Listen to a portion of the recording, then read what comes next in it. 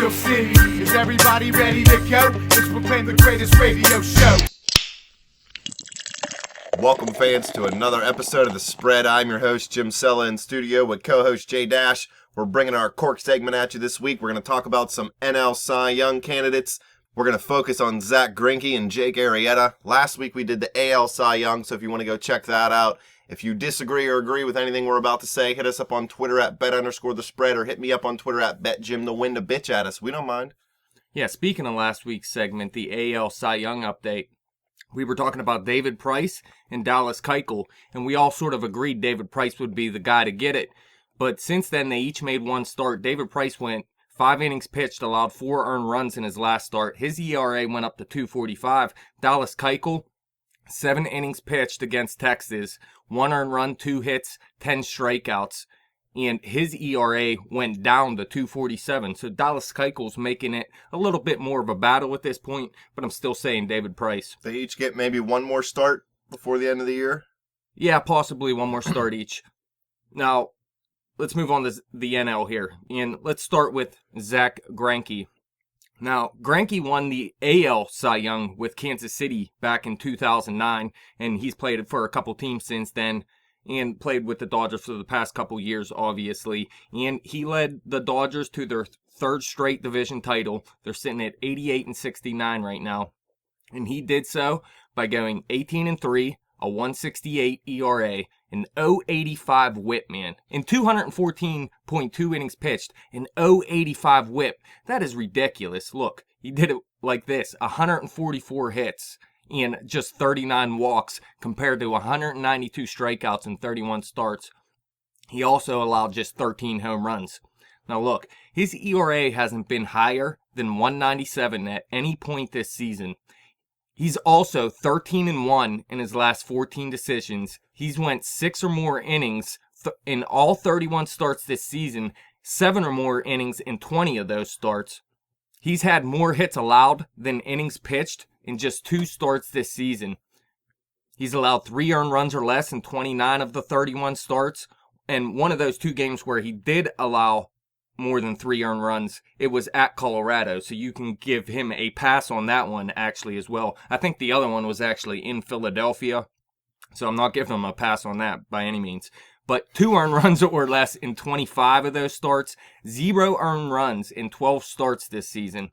And he's allowed no more than 9 earned runs in any month all year long. Now, Jake Arrieta, he's allowed 17 earned runs in a month this season. So you see how consistently dominant Greinke has been all season long.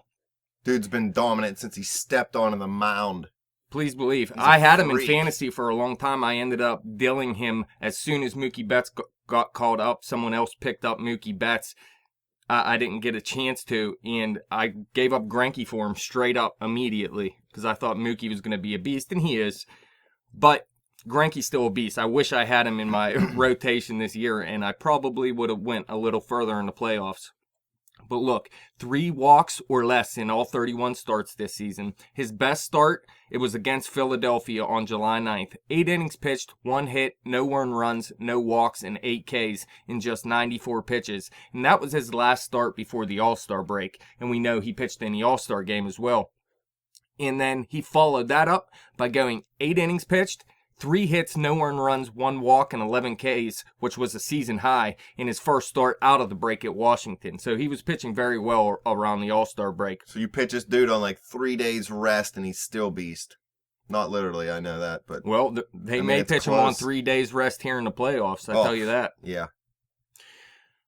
But you look at the breakdown here. He's first in the NL in ERA, whip, and win percentage. He's second in the NL in wins. He's 5th in the NL in innings pitched, and he's 8th in the NL with just 1 complete game, tied with a lot of people for 8th, obviously. But he's projected to make 1 more start this season versus San Diego. It's the last series of the season, so we'll have to see how he pitches, because this has been a very close race to this point. I mean, during the middle of the season, it was all Zack Greinke. I mean, there was Cole and Max Scherzer early in the season, along with Greinke. Arrieta really wasn't in the conversation, but Greinke was the one to outlast Scherzer and Cole. But then Arrieta caught people by surprise starting pretty much at the All-Star break. I mean, he was having a good season, but at the All-Star break, he just started dominating.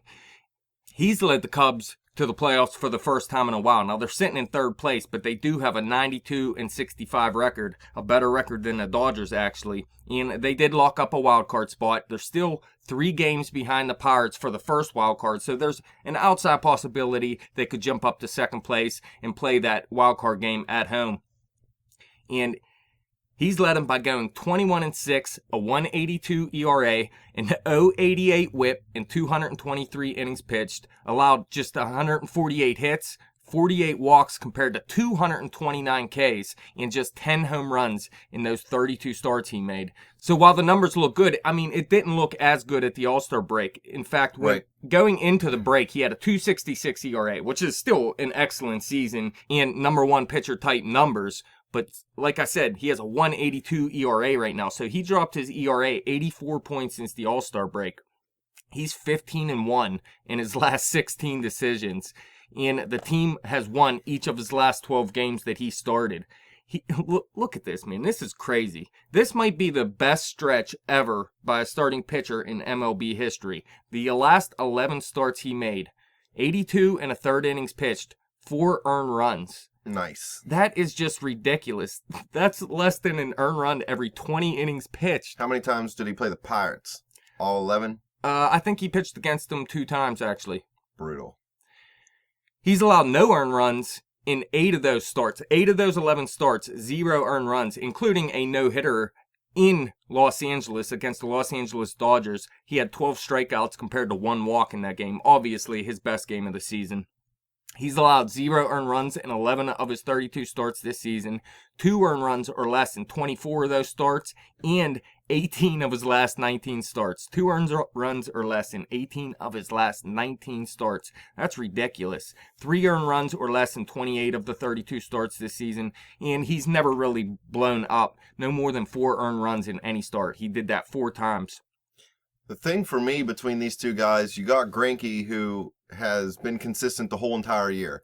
And then you have Arrieta, who's been beast for half the year and still good the first half of the year. Very, very good the first half. The Cubs haven't been in the playoffs since 2008. So to me, you're weighing Arrieta getting them there for the first time in 7 years against Greinke's complete dominance of the season is the 2 biggest deciding factors. And for me, I don't know. As much as I want to give it to Greinke, I think I'm going to give it to Arrieta just because I want him to beat the Pirates in the wild card game, and I'm trying to boost his ego a little bit so that he hits him and I can rub it in your face. Yeah, I mean, I think I'm going to go with Arrieta too. But, I mean, you can't go by what they do in the regular season. I'm not saying he's not going to dominate the Pirates in the wild card game, but you've seen, I mean, Bumgarner, he went from having a great season to having a great playoffs. But you look at someone like Clayton Kershaw, he had a Cy Young season and went and got blown up in the playoffs. So you never know what's going to happen. And the Pirates did get to him, not the last time they faced Arrieta, because Arrieta shut him down. But the time before that, they got to him a little bit. So, I mean... Does he have a playoff start? No, definitely not. Listen, this guy played for Baltimore, and he was pretty much terrible. I mean, I think he had like a 4.60-something ERA his rookie season, and you're thinking, okay, a rookie, I think he made 18 starts or something. Then it went up to like 6-something, nice. And then the next year, 7-something. And they actually dealt him after 5 starts that year to the Cubs, and then it went down to like 3.66 or something like that, and then down in the 2s the next season, which was last season. Yeah, maybe now this year, Baltimore's just stupid, and they didn't know how to friggin' teach him to pitch. Well, I mean, yeah, you see that a lot, man. You see pitchers that have high upside, but they never really come into their own, never good pitchers, but then they go to another team and... J-Hap. Yeah, Ray Searage does it with the Pirates, but there's other teams that do this too. I mean, some teams may not be able to do it with some players, and they can do it with some other players. I mean, it has to do with a lot of things. The windup, your arm slot, all kinds of things can factor in to how a pitcher pitches, and something as small as changing your arm slot can go a long way. I mean, look what the Boston Red Sox did with Eduardo Rodriguez since he came over from actually Baltimore as well. It looks like Baltimore has a little bit of problems trying to get their pitchers feeling comfortable. I think they have the pitching coach from Rookie of the Year still. The guy who heats up the ice cubes. It's brutal. But look, Arrieta, he's first in the NL with complete games. He has 4 of those. He's also first in the NL in wins with 21. He's second in the NL in innings pitched, ERA, WHIP, and win percentage, and he's 4th in the NL in strikeouts with 229. So while these two, they're very close. I mean, Greinke has had such a dominant season all year, but I mean, Arrieta has been completely unhittable over the past 11 starts, and I mean, all season long, he's been good, like I was saying. He also has 1 start left at Milwaukee, again, the last series of the year. So they each have 1 start to make their case for Cy Young. Right now, I got to go Arrieta. I argued Greinke pretty much all season long with 47, JK 47. And he argued Arrieta for the past half a season pretty much.